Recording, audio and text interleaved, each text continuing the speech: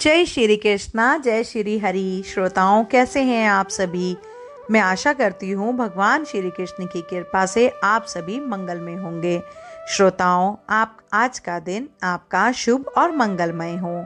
श्रोताओं, आज हम सुनेंगे श्रीमद् भागवत गीता के 17वें अध्याय का महात्म्य। श्री महादेव जी कहते हैं, पार्वती, अब 17वें अध्याय की अनंत महिमा श्रवण करो। राजा खड़गबाहु के पुत्र का दुशासन नाम का एक नौकर था।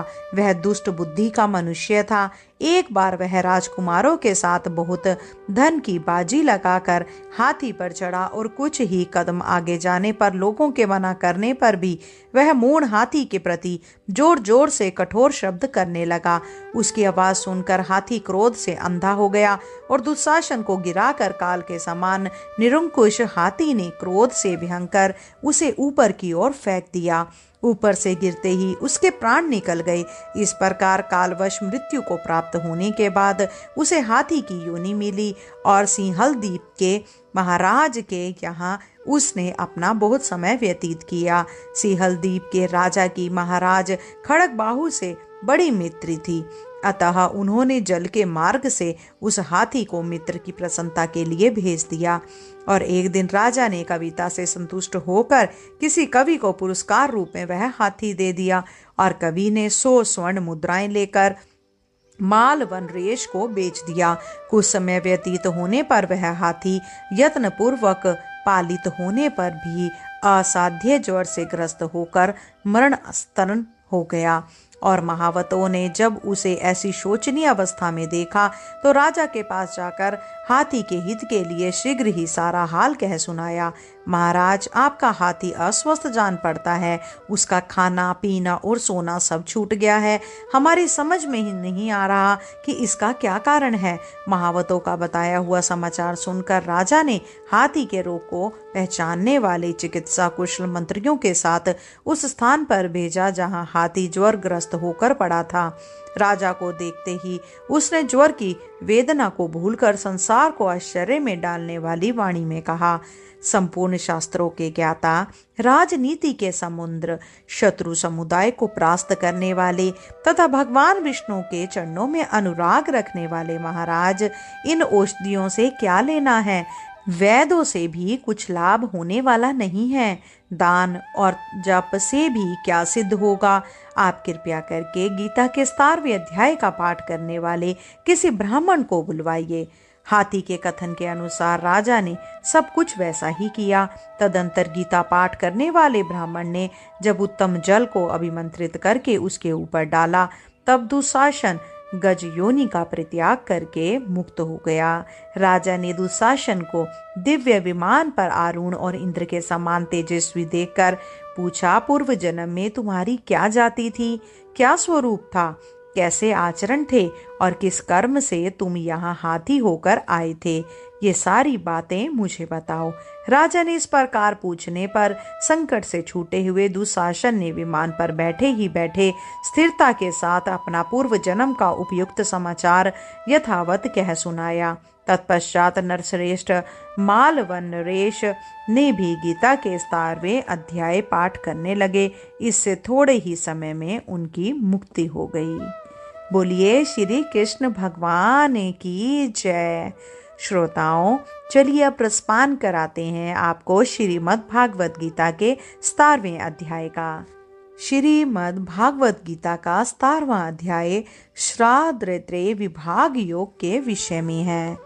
भगवत गीता के 16वें अध्याय के आरंभ में भगवान श्री कृष्ण ने अर्जुन से निष्काम भाव से सेवन किए जाने वाले शास्त्र विहित गुण और आचरणों का देवी संपदा के नाम से वर्णन करके फिर शास्त्र विपरीत आसुरी संपदा का कथन किया। साथ ही आसुर स्वभाव वाले मनुष्य को नरक में गिराने की बात कही और यह बतलाया कि काम क्रोध लोभ की आसुरी संपदा के प्रधान अवगुण हैं।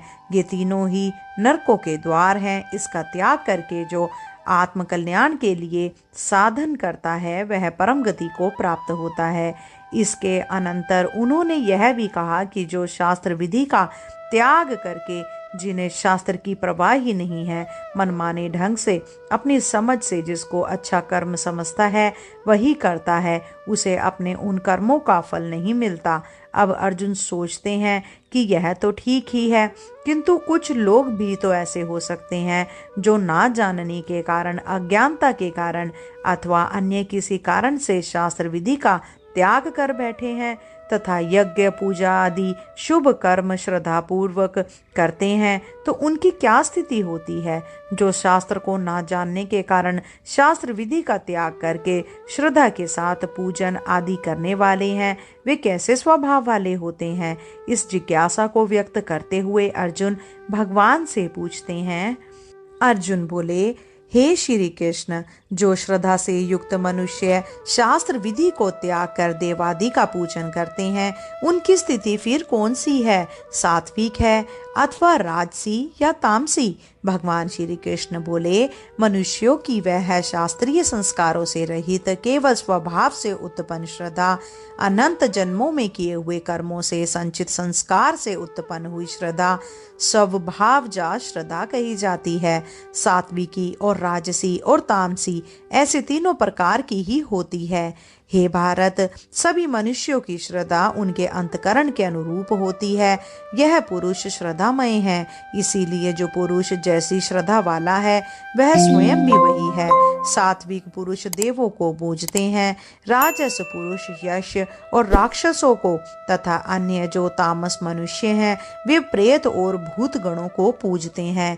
जो मनुष्य शास्त्र विधि से रहित केवल मन कल्पित घोर तप को तपते हैं और दंभ और अहंकार से युक्त एवं कामना आसक्ति और बल के अभिमान से भी युक्त हैं, जो शरीर रूप से स्थित भूत समुदाय को, समस्त प्राणियों को और अंतकरण में स्थित मुझ परमात्मा को भी कृश करने वाले हैं, शास्त्र से विरुद्ध उपवास आदि घोर आचरणों द्वारा शरीर को सुखाना और एवं भगवान के अंश स्वरूप जीवात्मा को क्लेश देना, उन अज्ञानियों को तुम आसुर स्वभाव वाला जानो। भोजन भी सबको अपनी अपनी प्रकृति के अनुसार 3 प्रकार का प्रिय होता है, और वैसे ही यज्ञ तप और दान भी 3 प्रकार के होते हैं। मैं तुम्हें उनके इस पृथक पृथक भेद को बताता हूँ। आयु, बुद्धि, बल, आरोग्य, सुख और प्रीति को बढ़ाने वाले, रस युक्त, चिकने और स्थिर रहने वाले, जिस भोजन का सार शरीर में बहुत काल तक रहता है उसको स्थिर रहने वाला कहते हैं, तथा स्वभाव से ही मन को प्रिय ऐसे आहार अर्थात भोजन करने के पदार्थ सात्विक पुरुष को प्रिय होते हैं। कड़वे, खट्टे, लवण युक्त, बहुत गर्म, तीखे, रूखे, दाहकारक और दुख, चिंता और रोगों को उत्पन्न करने वाले आहार अर्थात भोजन करने के पदार्थ रासस पुरुष को प्रिय होते हैं। जो भोजन अधपका, रस रहित, दुर्गंध युक्त, बासी और उत्कृष्ट है तथा जो भोजन अपवित्र है वह भोजन तामस पुरुष को प्रिय होता है। महाभारत के अनुशासन पर्व में माता पार्वती ने जब भगवान शिव से पूछा कि आहार की शुद्धि कैसे होती है, तब भगवान शिव ने बताया कि जिसमें मांस और मद ना हो, जो सड़ा हुआ या पसीजा ना हो, बासी ना हो, अधिक कड़वा, अधिक खट्टा और अधिक नमकीन ना हो, जिससे उत्तम गंध आती हो, जिसमें कीड़े या केश ना पड़े हों, जो निर्मल हो, ढका हुआ हो और देखने में भी शुद्ध हो, जिसका देवताओं और ब्राह्मणों द्वारा सत्कार किया गया हो, सदा ऐसे ही अन्न का भोजन करना चाहिए। इसके विपरीत जो भोजन है वह अशुभ है। मनुष्य जैसा आहार करता है वैसा ही उसका अंतकरण बनता है और अंतकरण के अनुरूप ही उसकी श्रद्धा होती है। आहार शुद्ध होगा तो उसके परिणाम स्वरूप अंतकरण भी शुद्ध होगा। आहार शुद्धो स्तव शुद्धि, अंतकरण की शुद्धि से ही विचार, भाव, श्रद्धा आदि गुण और क्रियाएं शुद्ध होंगी। सात्विक, राजस और तामस आहार में जो आहार जिसको प्रिय होता है वह उसी गुण वाला होता है। अतः आहार की दृष्टि से भी किसी की पहचान की जा सकती है। यही बात यज्ञ, दान और तप के विषय में भी है। हे अर्जुन, जो शास्त्र विधि से नित्य यज्ञ करना ही कर्तव्य है, इस प्रकार मन को समाधान करके फल ना चाहने वाले पुरुषों द्वारा किया जाता है, वह सात्विक है। परंतु केवल दंभाचरण के लिए अथवा फल को भी दृष्टि में रखकर जो यज्ञ किया जाता है, उस यज्ञ को तुम राजस्मा जानो। शास्त्र विधि से हीन, अन्नदान से रहित, बिना मंत्रों के, बिना दक्षिणा के और बिना श्रद्धा के किया जाने वाले यज्ञ को तामस यज्ञ कहते हैं। देवता, ब्राह्मण, गुरु, माता पिता, आचार्य और वृद्ध एवं अपने से जो किसी प्रकार से भी बड़े हों, अर्थात ज्ञानी जनों का पूजन, पवित्रता, सरलता, ब्रह्मचर्य और अहिंसा, यह शरीर संबंधी तप कहा जाता है। जो उद्वेग ना करने वाला, प्रिय और हितकारक अर्थात यथार्थ भाषण है, मन और इंद्रियों द्वारा जैसा अनुभव किया हो ठीक वैसा ही कहना, और जो वेद शास्त्रों के पठन का एवं परमेश्वर के नाम जप का अभ्यास है, वही वाणी संबंधी तप कहा जाता है। मन की प्रसन्नता, शांत भाव, भगवत चिंतन करने का स्वभाव, मन का निग्रह और अंतकरण के भावों की भली भांति पवित्रता, इस प्रकार यह मन संबंधी तप कहा जाता है। फल को ना चाहने वाले योगी पुरुषों द्वारा परम श्रद्धा से किए हुए उस पूर्वोक्त 3 प्रकार के तप को सात्विक कहते हैं। जो तप सत्कार, मान और पूजा के लिए तथा अन्य किसी स्वार्थ के लिए भी स्वभाव से या पाखंड से किया जाता है, वह अनिश्चित, जिसका फल होने ना होने की शंका हो एवं क्षणिक फल वाला तप राजस कहा गया है। जो तप मूढ़ता पूर्वक हठ से मन, वाणी और शरीर की पीड़ा के सहित अथवा दूसरे के अनिष्ट करने के लिए किया जाता है, वह तप तामस कहा गया है। स्पष्टीकरण में बताया गया है कि जो अशास्त्रीय, मन कल्पित, घोर स्वभाव से ही तामस हैं, जिनमें दंभ की प्रेरणा से या अज्ञान से पैरों को पेड़ की डाली में बांधकर सिर नीचा करके लटकाना, जैसे शुंबुक कर रहा था, वह तामस तप कर रहा था। ऐसे तप कभी अच्छे उद्देश्य से नहीं किए जाते और इसीलिए समाज पर ऐसे तप का बुरा प्रभाव पड़ता है।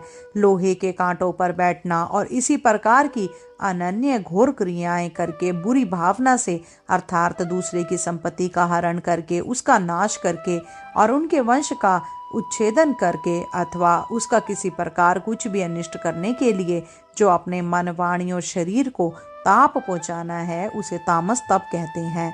दान देना ही कर्तव्य है।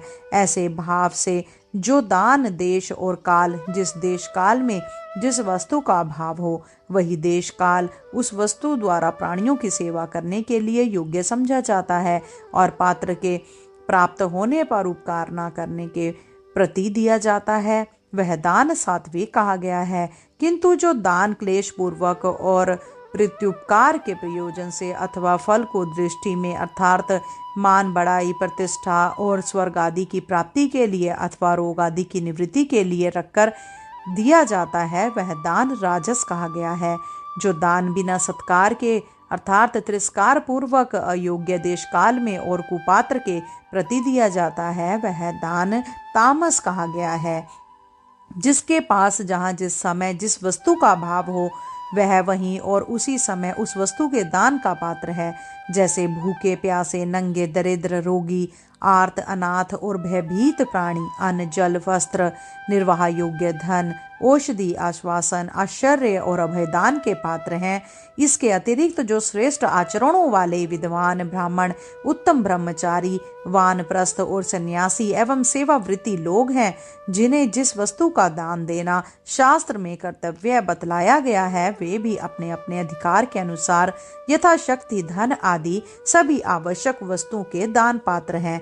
यदि किसी ने हमारे ऊपर उपकार किया है, उसकी सेवा करना तथा यथासाध्य उसे सुख पहुंचाने का प्रयास करना तो हमारा कर्तव्य है ही, उसे जो लोग दान समझते हैं वे वस्तुतः उपकारी का तिरस्कार करते हैं, और जो लोग उपकारी की सेवा नहीं करना चाहते वे तो कृतधन की श्रेणी में है।